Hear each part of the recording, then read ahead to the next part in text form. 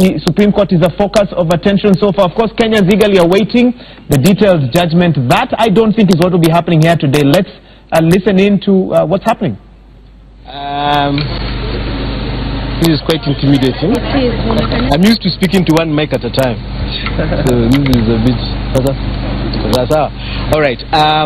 So I've just come from filing a petition where we are seeking to challenge the tenability of Chief Justice Maraga continuing as the Chief Justice and President of the Supreme Court. Yeah, okay. I have copies which I will give you. One of the moments, actually, because I knew when I started seeing cameras, I knew you guys would be looking for a soundbite. So I've been trying to figure out what I could actually tell you about what it is that that petition is trying to do. The problem is that you can't put it in a few words. So I'm hoping when you get, it's 14 pages. The petition is 14 pages. And what we have done is, or what my lawyers and I have been doing, is analyzing the process in which this decision of nullification of the presidential election went through. And we have picked some of the utterances that the Chief Justice himself made, including the fact that he hadn't actually read the volumes of documents that he had received, which for me was one of the moments of which I was like, okay, how do you nullify, how do you do such an epic thing when you haven't actually read all the documents that were given to you? I know, yes, he argued that he did not have enough time, but he made a very dramatic decision. The first decision of its kind in Africa, the first decision of its kind, one of 4 decisions of its kind in the world. And that's actually for me was the moment that ignited the need for me to analyze this. We looked back and we have been trying, we've been investigating and looking through some of the things that the judiciary has been doing for the last 4 years. And it appears, as you will see, that the judiciary is actually captive to a group of people who we used to call the pro-ICC NGO brigade. That sounds, when I make that statement, it sounds so dramatic, but that's actually what has happened. We have had a group of people who have been interested in ensuring that Uhuru Kenyatta never became president. They started before 2013. They went to court, it failed. He ran for president in 2013, he won, they petitioned, they failed. They went after him on the ICC, it failed. So now we have actually seen what can only be called a judicial coup, where the Kenyan people have decided that they want Uhuru Kenyatta as president, and then the Chief Justice, without explaining why, has decided that that election was not fair, it needed to be redone again. And the challenge is that, assume this was done again, the next election is also nullified. We're actually going to have a crisis. We are going to have, Kenyans cannot hold this together for too long. So I am convinced that the Chief Justice is a player, deliberately or unknowingly, in a judicial coup against the President of the Republic of Kenya. We also, them not come to Parliament for the first time since independence, to the opening of Parliament. I understood that to mean, and I'm a member of Parliament, I understood that to mean that as far as the judiciary is concerned, as far as the Chief Justice is concerned, he does not recognize that Uhuru Kenyatta is president of the Republic of Kenya at this moment in time. Now, nobody had gone to court to challenge the opening of Parliament. So you're left to wonder, on what basis would the judiciary refuse to attend the opening of Parliament? So the only people who have been saying they should not go to Parliament is NASA. So you're starting to ask yourself, are we saying that the Chief Justice and NASA are reading from the same book? If they're reading from the same book, does it mean that the decision to nullify the elections was premeditated? Is that what we're hearing? If it was premeditated because he actually admits he did not manage to go through all the documents he got, then finally, my final position. Elections have always been about numbers. Everywhere, whether you're running for school prefect and you have been elected, whether you're running for chairman of the local cattle lip, a member of parliament, or president, it's always been about numbers. The Chief Justice made an interesting ruling, and it's also based on a journal that he wrote a couple of years ago, that the quality of an election is more important than the quantity of that election. Meaning that even if Uhuru Kenyatta got 10 million votes on 17th of October, and then somebody went to court, a voter goes to court and proves that there was a problem with the process in his polling station, then you can actually nullify that election again. That is a very dangerous precedent that we are setting, because the candidates do not have control over process. They don't have. But then you're telling us that the candidates can keep being punished over and over and over again because of the failures of institutions that have been set up to run an election. I personally think that's unfair. I think it's undemocratic, and so that's why we're here. So we came to ask we filed a petition seeking leave from the Judicial Service Commission that for us to actually come and explain why we believe that Chief Justice Maraga was involved in a judicial coup against President Uhuru Kenyatta. Several questions arise. Let's start with number one. You're yet to see the full judgment. Isn't this premature to then, argue against a judgment for which you're yet to see in fullness in terms of what informed their arguments, unless you've seen one already? No, it's not premature because he's already ruled. But he has not explained. He's already ruled and nullified an election and ordered another one be done, and that has been done. So a decision was made. So the reasons of the decision notwithstanding, a decision was made. In fact, you've actually raised my issue as well. On what basis did he make that decision? He said that the IEBC, but he told the IEBC to do the next election and told them they were guilty of the last one. Didn't tell them what they had done, and they are now setting up another election that goes in another, 30 days? So my question becomes, and that's why as you read this petition, you will also see it's a big picture. Okay, because what do you want in this petition? An election has to be conducted, and also your indictment is of the Chief Justice.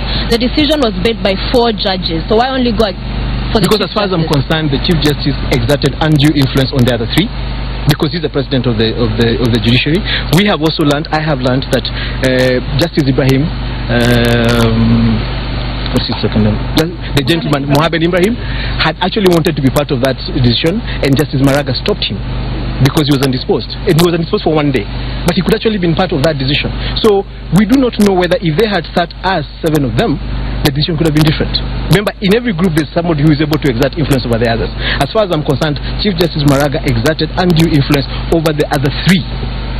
So what are you asking the Judicial Service Commission to do? First and foremost, Chief Justice Maraga needs to be censored. I believe he has participated in gross misconduct, which is unprofessional. I believe that that gross misconduct is trying to influence an election petition, a presidential election. I believe that... I'm talking to this guy. I'm talking to this guy. All right. So I believe what I'm actually seeking for is a sitting with the Judicial Service Commission to be able to explain to them why Chief Justice Maraga, first and foremost, should actually not be Chief Justice and President of the Supreme Court. Number 2, yes. But that is not the procedure for removing a Chief Justice. But you start by taking a petition to the Judicial Service Commission.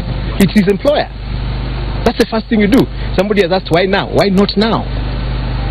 I mean, is there a particular time? In 2013, a similar decision was made. We waited for long before we could get a ruling, and we criticized that ruling. Lawyers have criticized that ruling. Yes. What is so different now? The ruling being given and Kenyans waiting for the full judges to come out. There's something you guys are failing to understand. You need to. I am dealing with the fact that a decision was made that overturned the sovereign will of 15 million people who voted. Now that decision. When Chief Justice Maraga was introduced, the preamble of his ruling said, we have not been able to read through all these documents. And my question becomes... They made a decision without reading, with the same formula was followed in 2013. Yes.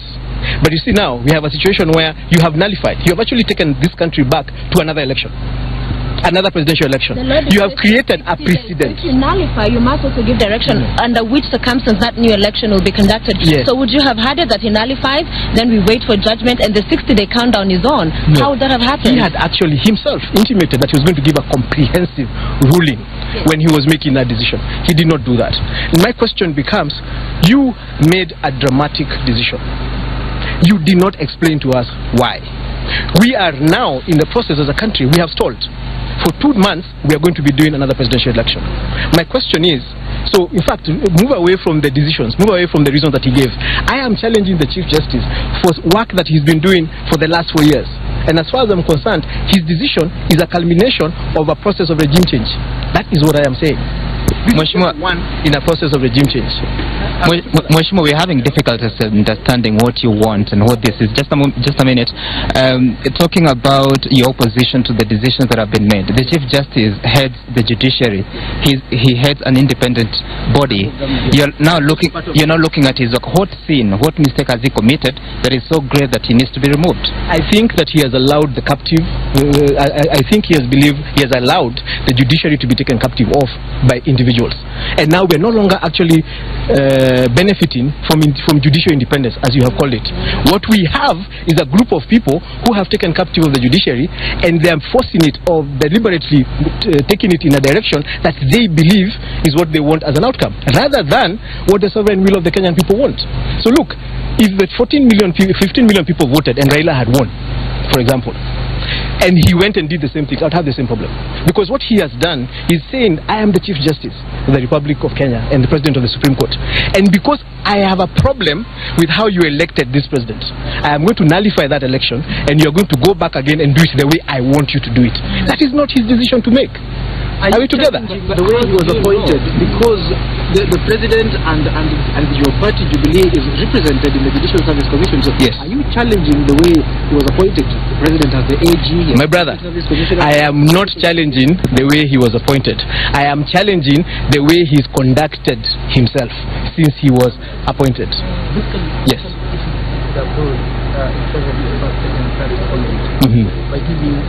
By not giving the details of the judgment. Yes. Would you be fitted for this removal? You see, this judgment that he's made is what is the, how do you call it? Is a catalyst that shows exactly what it is that he's been trying to achieve. So he has this. We have these NGOs. For example, you will read in the petition and you'll find about the Judicial Training Institute that is actually some amorphous body that has been getting funding from international community, that has been determining and predetermining how judges actually rule. This is something that has been happening over the last 4 years. This decision is actually the tip of an iceberg. What I am saying is that the entire judiciary needs to get looked at, but it starts from the top. See, we always say it starts from the top. But did you just realize this issue now? Because these then are issues you've known for a while that should have come up before you even came to the petition. You should not have trusted the Supreme Court even in coming here for your defense, unless it's an issue that came up after the ruling that now you know about all these civil society organizations being involved. Let me. On the same question. Yes. Suppose Maraga ruled uphold the president elections. Would you still have come to challenge the decision of the Supreme Court? Something, my friend. The first thing we must accept, the first thing we must understand, is that the Chief Justice of the Supreme Court of Kenya does not have. He cannot overturn the sovereign will of the people. Chapter 1 of the Constitution. He cannot do that. Now, this Chief Justice has allowed a clique of people to actually do that. We are challenging him because that is unprofessional and misconduct. A group of NGOs. See, I'm going to give you copies, all of you. You will read. You're live on air. Please explain what that click is. I need to finish. This is a progression. Yes. Other cases other than this petition. We have had a lot of judicial action, including a decision that was made that sent Chebukati from being the chief returning officer of the presidential election to a clerk. That is a decision that was made, where the chief returning officer of the presidential election became the constituency returning officer, rather than the chairman of the IEBC. This is a decision that was made by the court. So, my friends, because I cannot be able to, I will give you this petition. You will allow me to leave. Tafadhali. No, No, hold on. Yes. I have to leave. Judge Mohammed Ibrahim, you said that you knew he was well. We understand he's still unwell. You said that he was influenced. He was willing to go and participate in that issue, and he was stopped. So you know this as Jubilee that he was stopped? I know this as Gonjiri Wambogo. He communicated to you? My sister, this petition, can you see? It's actually been received. Yes. I have asked for an opportunity to come and prove everything I have said here. I have evidence, I have documentary evidence, I can prove what I have said. Okay. Just last one, Mheshimiwa, you're saying, excuse me, you give us an opportunity to ask the questions. The last one, you are targeting the Chief Justice, but you know that the decision of the Supreme Court was made by 4 against 2 judges. Why Maraga? Because he is first the Chief Justice, President of the Supreme Court. 2, I believe he actually exerted, and I said this, You asked me this question, I said it. He exerted undue influence over the others. See, I'm going to prove, my brother. No, please tell us that one there. You know, first and foremost, I think we are trying to now prosecute a case that I haven't even gone and put before the Judicial Service Commission. Sure. Remember, I have actually asked for an application. I don't want to prosecute the whole case in front of the media. I want to go and prosecute it to them. Sure. Tuko pamoja. Sasa. See. All right. Tuko sana zile Mheshimiwa Gunjiri Wambugu from Nyeri County, of course, talking about a petition that he wants Chief Justice David Maraga removed from office. He sounds a little bit incoherent in terms of what he wants the Judicial Service Commission to do, but he says that there is evidence that he's going to present before the Judicial Service Commission when he's given an opportunity to explain why he believes that Chief Justice David Maraga influenced the other judges, the other 4 judges out of those, the other 3 judges rather, as those who made a decision nullifying the presidential election of August the 8th. We'll be trying to look at the documentation, but essentially what he says is that the Chief Justice has acted wrongly and he needs to be punished for that. Of course, there are several questions that are trying to inquire from him, but it seems like he's not ready to present what the basis of that is, but we'll try to read the documentation which you've already received, and then we can be in a position to say what the basis of the petition is. But in brief, it talks of several non-government organizations that he accuses the Chief Justice of having worked with in terms of bringing them into the judiciary to influence how the judicial work has been done. So we'll be trying to look at that documentation, and then we can see really the substance of this particular petition. But for now, we hand it back to studio, and then we'll be back with some more details. Thank you, Sam Gituku. Let's release you now to go and get more details. Lots of interesting revelations. They are quite unexpected. Many would say that. Nevertheless, Nyeri Town Member of Parliament Gunjiri Wambugu moving to the Judicial Service Commission, to the Secretary, to petition or to question rather Chief Justice David Maraga and